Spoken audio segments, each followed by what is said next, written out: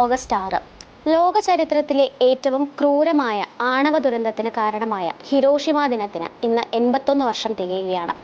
മനുഷ്യരാശിയുടെ മേൽ മായാത്ത കളങ്കം ചാർത്തിയ ആ കറുത്ത അധ്യായത്തിന്റെ ഓർമ്മ പുതുക്കലാണ് ഈ ദിവസം.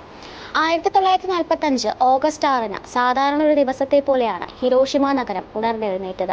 എന്നാൽ രാവിലെ കൃത്യം 8:15 കേണൽ പോൾ ടിബറ്റ്സ് ഓടിച്ച അമേരിക്കയുടെ എനോള ഗേ എന്ന B-29 ബോംബർ വിമാനത്തിൽ നിന്ന് ലിറ്റിൽ ബോയ് എന്ന അണുബോംബ് താഴേക്ക് പതിച്ചു.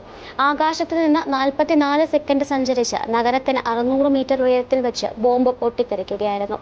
1000 സൂര്യന്മാർ ഒരേ സമയം ഉദിച്ചുയർന്ന പോലുള്ള വെളിച്ചത്തോടും അതീവ തീവ്രമായ പ്രകമ്പനത്തോടും കൂടി ആഞ്ഞടിച്ച ആ സ്ഫോടനത്തിൽ 2.5 കിലോമീറ്റർ ചുറ്റളവിലുള്ള സകലതും നിമിഷാർദ്ധത്തിൽ തരിപ്പണമായി. 70,000-ഓളം മനുഷ്യർ തൽക്ഷണം കൊല്ലപ്പെടുകയും 10,000-ങ്ങൾക്ക് ഗുരുതരമായി പരിക്കേൽക്കുകയും ചെയ്തു. തുടർന്നുയർന്ന പുകയും ആളിപ്പടർന്ന തീയും നഗരത്തെ പൂർണ്ണമായും വിഴുങ്ങുകയായിരുന്നു. ഹിബാകുഷ എന്നറിയപ്പെടുന്ന അതിജീവിച്ചവർ റേഡിയേഷൻ മൂലമുള്ള രോഗങ്ങളാലും പൊള്ളലുകളാലും കടുത്ത യാതന അനുഭവിച്ചു. ദുരന്തത്തിന് പിന്നാലെ ജാപ്പനീസ് ഫോട്ടോ ജേർണലിസ്റ്റ് യോഷിതോ മത്സുസുകെ പകർത്തിയ 5 ചിത്രങ്ങളിലൂടെയാണ് ഇരകൾ അനുഭവിച്ച ദുരന്തങ്ങൾ ലോകമറിഞ്ഞത്.